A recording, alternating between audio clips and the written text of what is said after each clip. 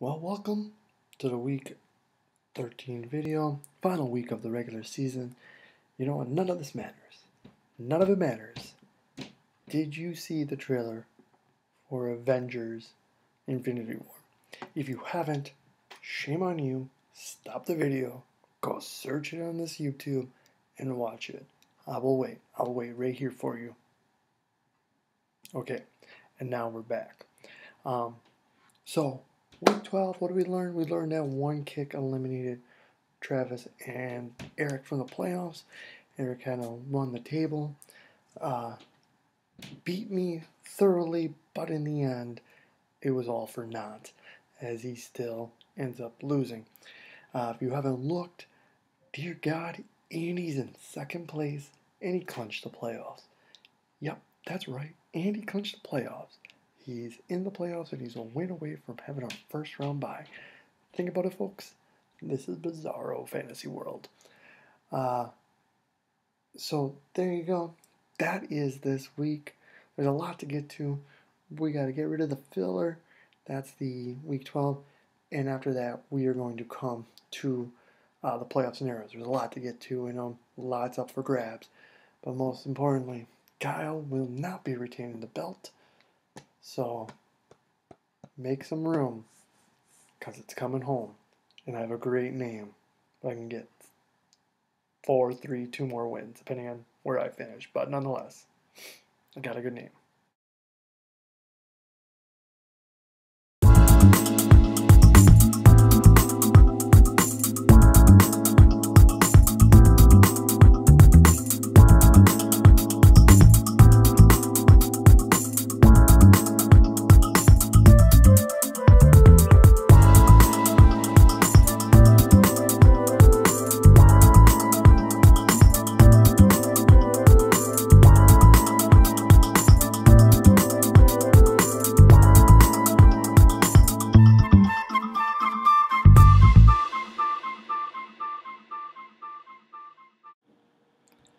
So, now that we looked at, the week 12, we can focus and get to week 13. But before we get to week 13, we got to revisit some playoff scenarios because a lot of things got messed up.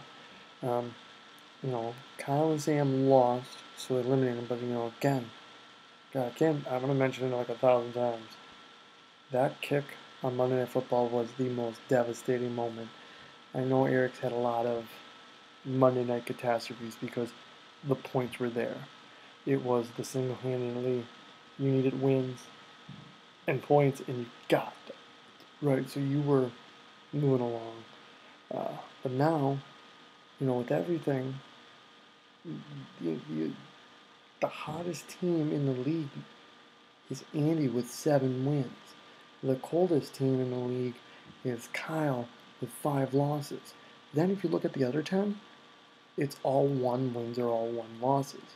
So really, besides those 2 polars, it's a toss-up. You can barely tell what's going on. So this week is going to be important in setting up where you go from here. There's a race. Right now there's 3 that have clinched playing for the Dumper Bowl. There are 2 fighting for the last bye. One that has already clinched it, but they're going for the playoffs still with a very slim hope. But they say it's like with Aaron Rodgers, the Packers are 5-6, and all they have to do is beat the Buccaneers and the Browns, and then they get Aaron Rodgers back, and then Aaron Rodgers hasn't played in 7 weeks. He can beat the Panthers, Vikings, and Lions, and we're in the playoffs. We're the 6th seed. It's simple as that. By the way, right now the 6th seed is 7-4 and is Atlanta, so they have the win. So it's like 3 games back. But hey, Bob, you got a slim chance. And then you're looking at everybody that has potential of getting a first round bye, and then everything that has to go on your way. And then you have me sitting up atop, somehow, some way. Again, it's the Meeseeks. If you don't know the Meeseeks, just watch some Rick and Morty, season 1. I think it's like episode 3 or 4. I should have really done my homework, but But go see that episode and you would understand. They're the reason why I've been winning at fantasy football. But, to sort it all out, like putting on the sorting hat, telling where you are going to be playing for, here is playoff scenarios.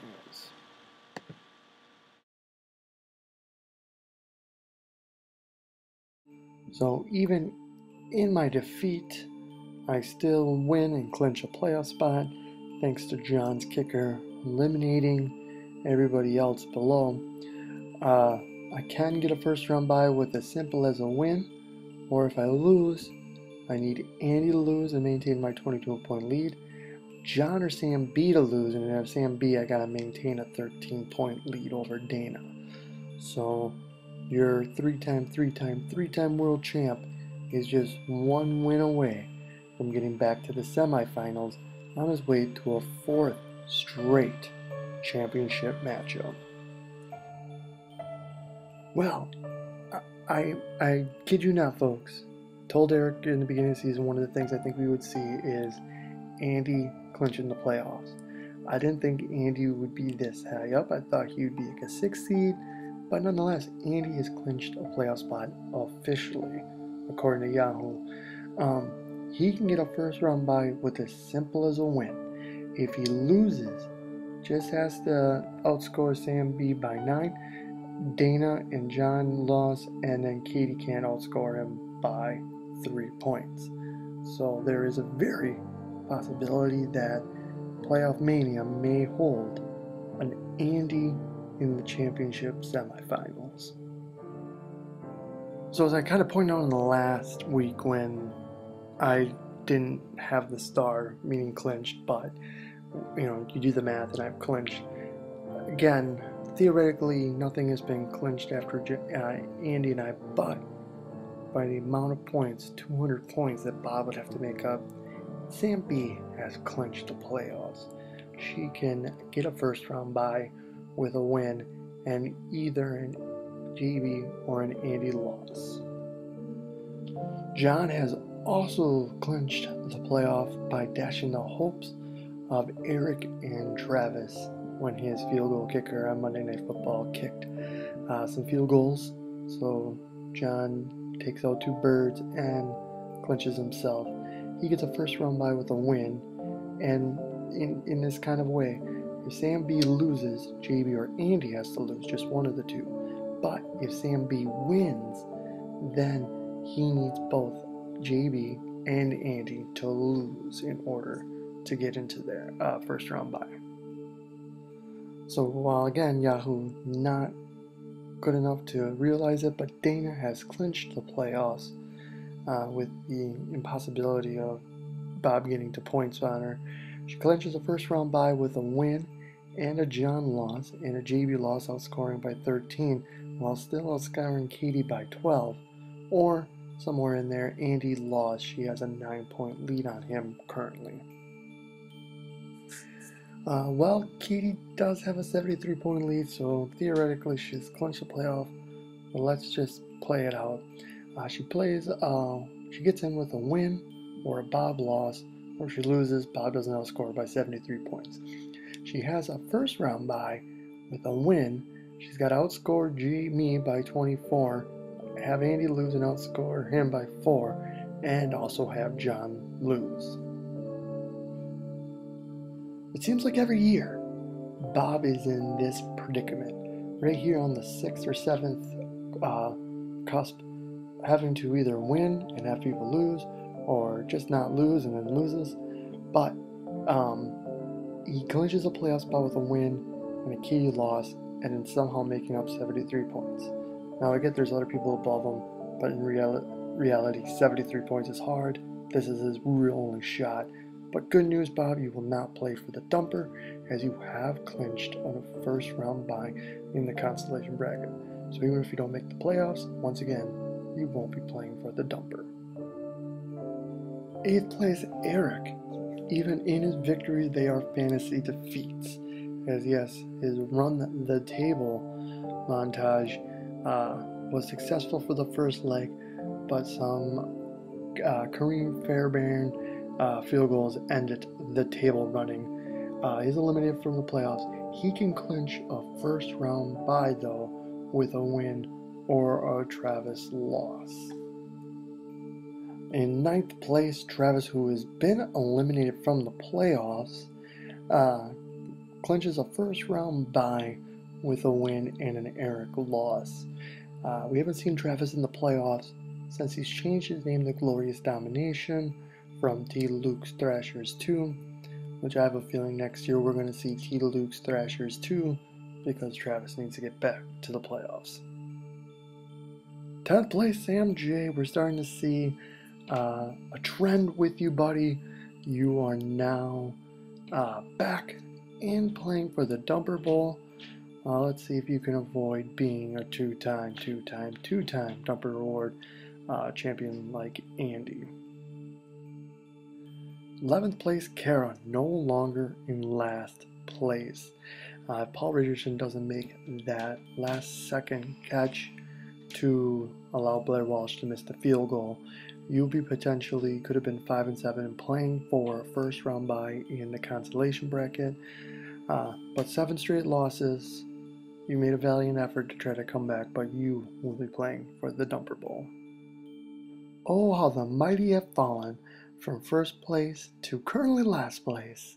Kyle will not be defending his championship and will be playing for the Dumper Bowl this year.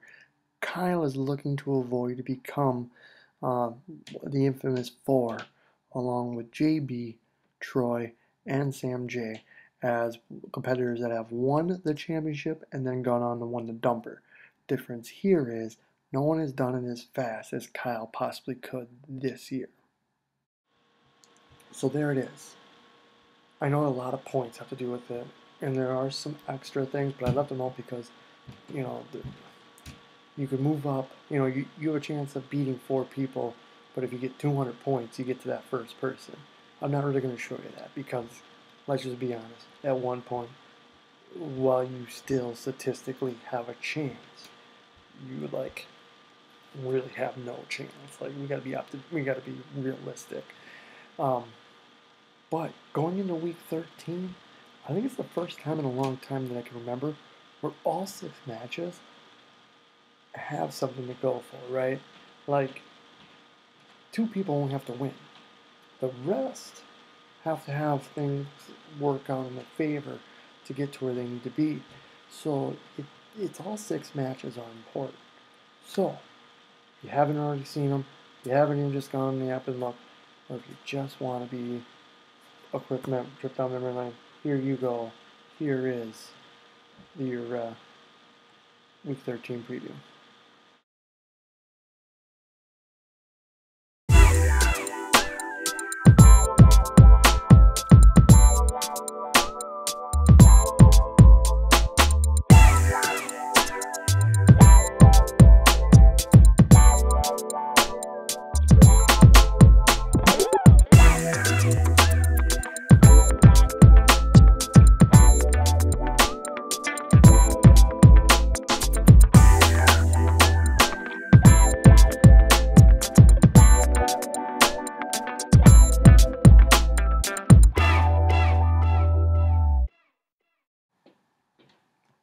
And there you have it, folks. Week 13 coming up. Big week for everybody. Again, can't emphasize. Andy could be in playoff mania, not in the Dumper, but in the championship semifinals if he gets a first round bye. Think of it, hottest team coming in with 7 wins. 7 of you suckers have gone down to him in a row. Think about that. Shame on you. Shame on you all. So, there you go. It's getting there, huh? Kyle's not keeping it. I know where Kyle lives, so the moment I get it, I'm going to go claim it. Until next week, until we talk about playoffs. Think of it, playoffs, folks. Playoffs. I'll see you on the Fantasy Gridiron.